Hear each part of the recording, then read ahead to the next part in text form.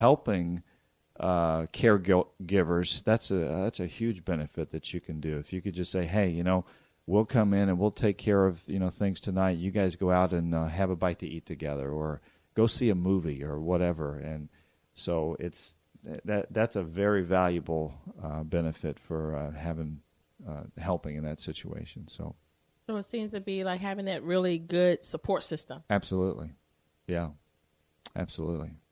So without it, how would you and Renee have handled the situation, or if you would have handled it, or I would have probably pulled my hair out and screamed really loud and pitched fits. I believe that. If Randy. I had a dog, I'd probably kick the dog and no, I'm just teasing. No, you would have done it. I'm not sure how we would have handled that without help. Having a community, having a team of people that surround you is crucial. Because when you do it on your own, we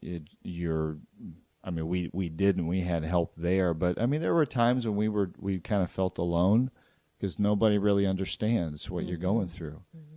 And if they haven't gone through or had a problem, like that with a loved one that they've had to take care of, then they can't relate. So having a community, having people around you that surround you and love you and care for you and want you to get through this, that's huge. That is huge. That's good. Yeah. That's awesome. You're funny, dude. I don't think I am, but okay. So with everything happening, I like to have fun. Yes, you do. Yes, you do.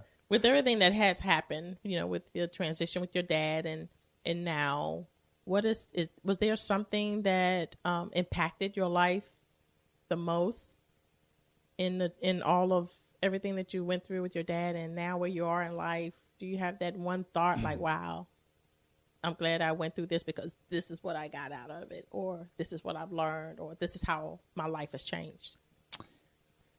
Yeah, I think the biggest thing that I took from all of that and from where I am now is God is real. And there's nothing that we go through that he doesn't know. And he is intimately involved in our lives.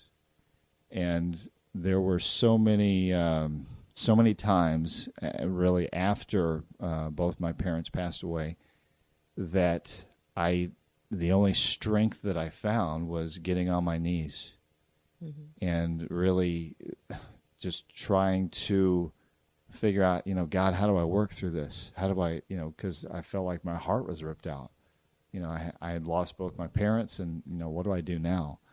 And so I think over the past, now my father, I think it's been 5 years now, but over the 5 years, God has just proven that he is there and that he is watching over and he's guiding every step. And that's so comforting because, we often go through periods of time where we're lonely and we're like, God, what's going on? Where are you? And it's through those, it's like the Footprints poem, through those tough times is when he carries us. And so I feel like, God has always carried me through those tough times. So it's awesome. That's good. Yeah, so if I had to take one thing away, knowing that God is real and God is there and that he has a plan, and somehow that fits together in it. So. Wow. I'm speechless. And that's not easy. No. That's wonderful. That's wonderful because a lot of people will be resentful or angry, or upset. And some people will walk away from God and blame God for the things that they go through. But it's refreshing to hear that you're seeking God. And not only that, you're applauding him and thanking him for acknowledging really for him being in your life, even at the rough times. Yeah. And sometimes we think that it's all about him being there when the good times.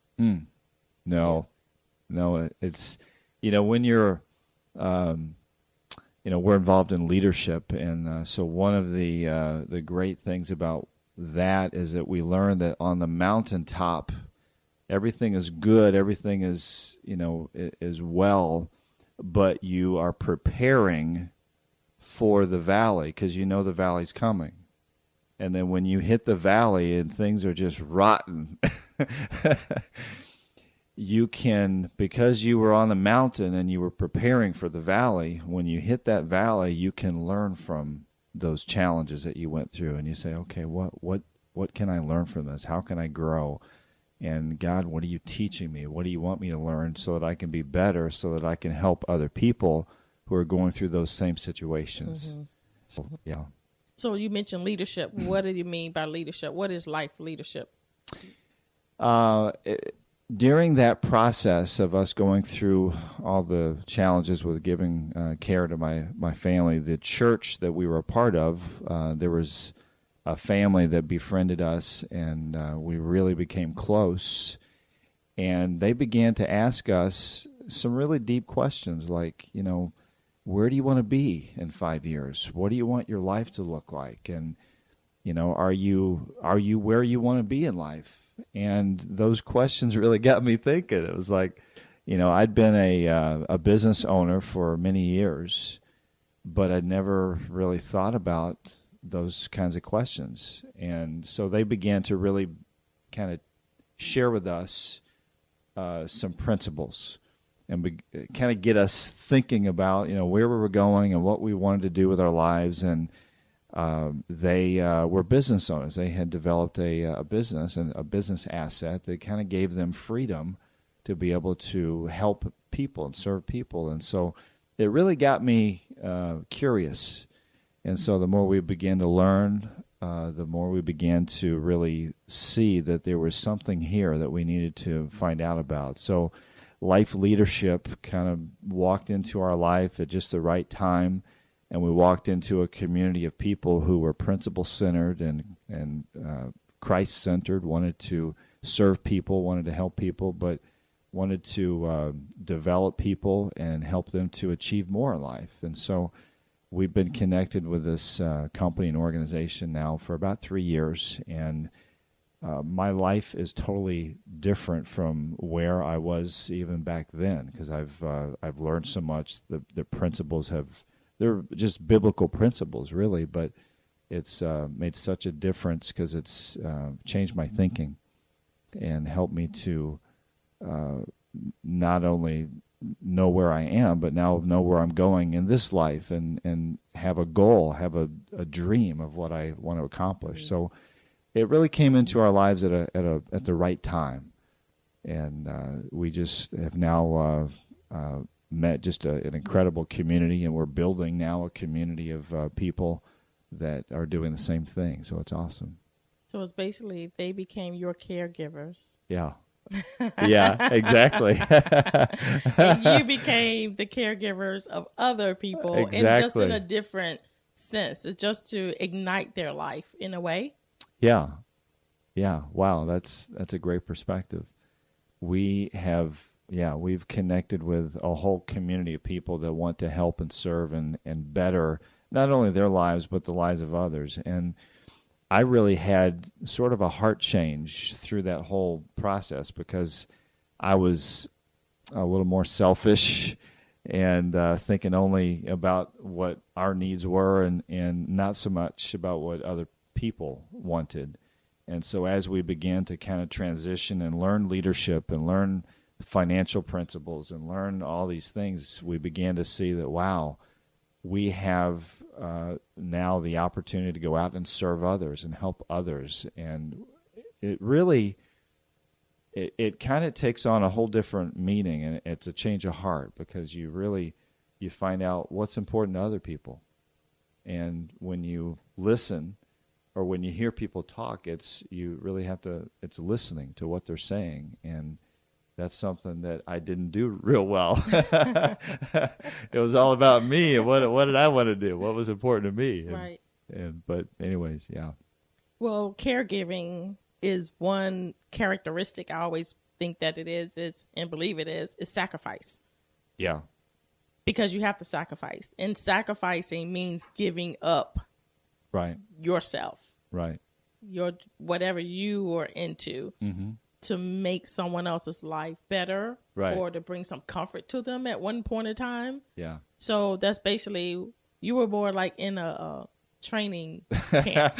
I hadn't thought about that like that, but yeah, in a sense, you're exactly right. You know, yeah. And I'm going by what you're saying, because Right. you said you were selfish and self-centered, and it was Yeah. all about you and what you wanted. Right. And in that process, God just used the situation. Absolutely. It wasn't always good, but He used it for good. Right. To shape you, Right. and to show you how to have a more sacrificial mindset. Right.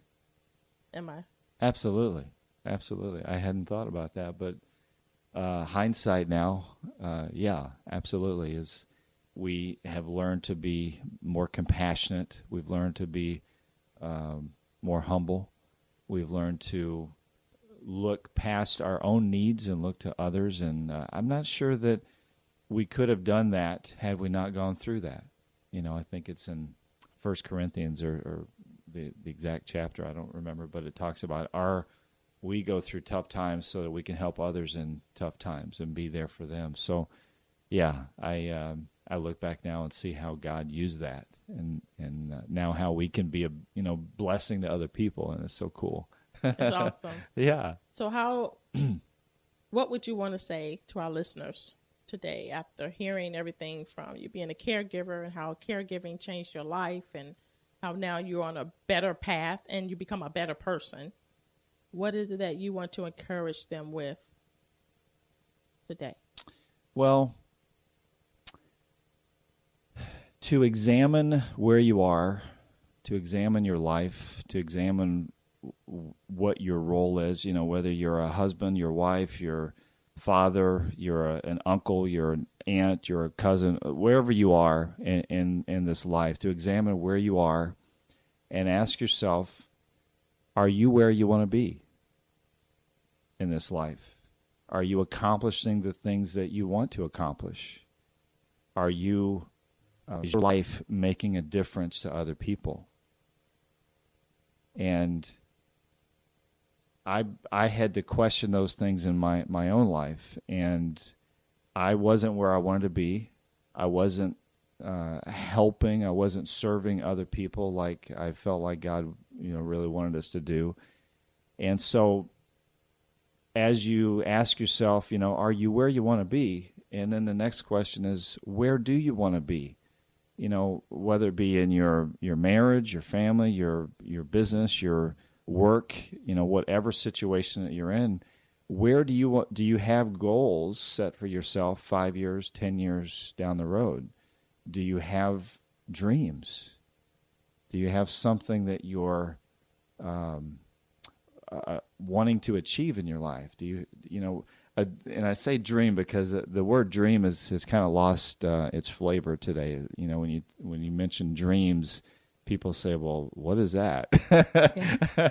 I had a dream last night, but it wasn't quite what I was expecting. But, in our culture today, we're not taught to dream.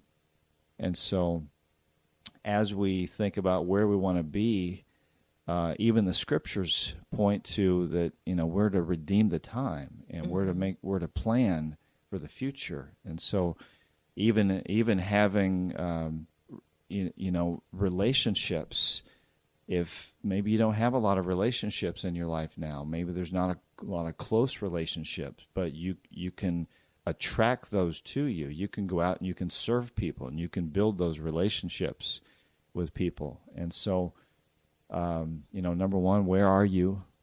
Number two, where do you want to go in life? Where do you see yourself down the road? And number three, pay the cost and go get it. That's good. That's real good advice. Thank you, Randy, for coming on today. And thank you, listeners, for tuning in to Live with Necee. I am your host, Opal Bailey. God bless you. Thank you, Opal.